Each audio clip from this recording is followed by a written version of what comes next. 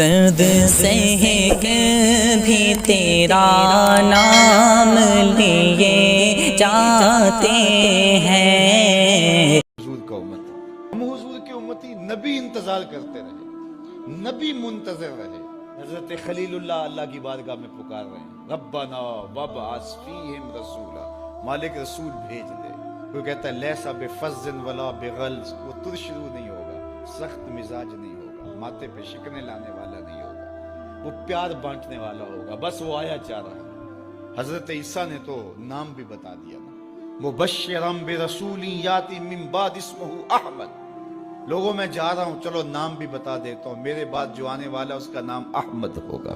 نبی انتظار کرتے رہے، 12 نبیوں نے انتظار کیا حضور کی امت میں ہونے کے لیے، تمنا کی۔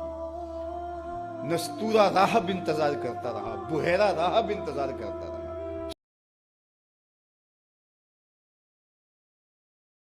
شب ہجر کی سختیاں کوئی اس سے جا کے پوچھے، تیری راہ تکتے تکتے جسے صبح ہو گئی۔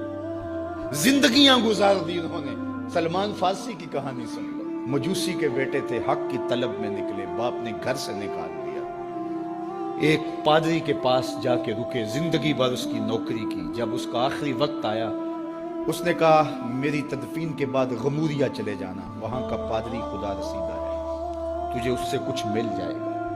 کہتے میں وہاں سے غموریا آ گیا، پھر اس پادری کی ساری زندگی خدمت کی۔ جب وہ مرنے لگا تو اس نے کہا کوئی ایسا شخص نہیں ہے جس کے پاس اب میں تجھے بھیجوں، لیکن نبی آخر الزماں کے ظہور کے لمحے آ گئے، تو یہاں سے یثرب چلا جا، وہ اس نبی کی ہجرت گاہ ہوگی، تیری زندگی سنور جائے گی، تو نے بڑی محنت کی ہے، بڑی نوکری کی ہے میری۔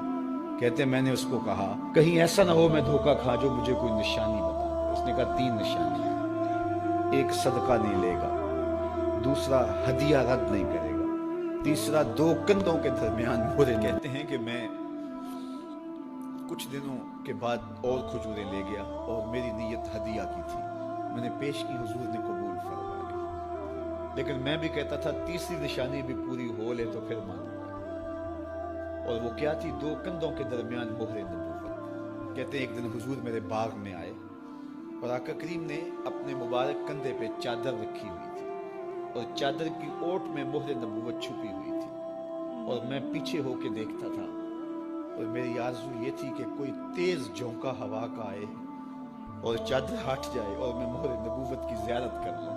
حضور میرے ارادہ قلب سے آگاہ ہوئے، فَأَلْقَى إِلَيَّ رِدَاءَهُ، حضور نے چادر اتار کے میری جانب پھینکی، اور پھر ایسے رخ کر کے فرمایا انظر الی ما امرت بہ، اس پادری نے جو بتایا تھا دیکھ لے آ کے۔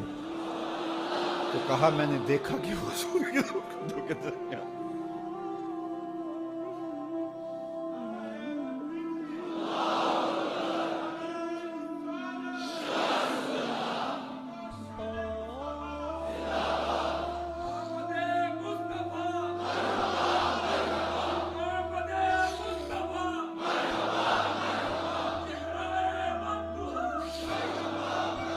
شب ہجر کی سختیاں کوئی اس سے جا کے پوچھے، تیری راہ تکتے جسے صبح ہو گئے۔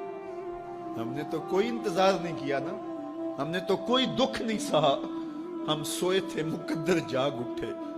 ہمارے والد مسجد سے مولوی صاحب کو بلا لائے، انہوں نے کان میں آ کے کہا مبارک ہو تو حضور کا نوکر بن کے آ رہا۔